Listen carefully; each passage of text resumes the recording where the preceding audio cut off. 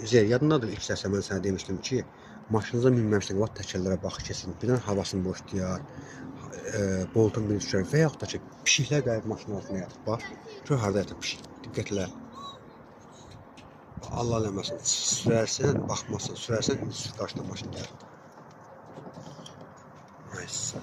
Bax, görsən yatır pişik orada. Baxmasın. Get sür, sür, sür. Düzelt. Burada belə saxla.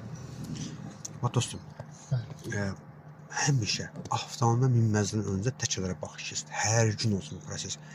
Bax təkərlərinə görə havasını buraxmayıb. Onlar ki, axşamdan bir şurup batar, bir misma batar ona. O havasını buraxar. Səhər baxmasını sürərsən.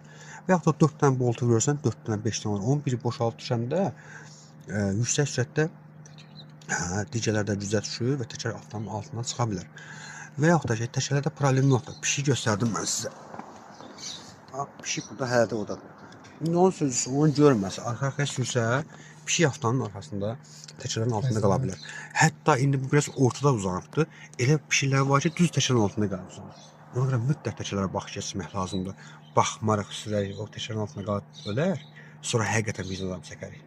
Oldu mu dostum? Oldu.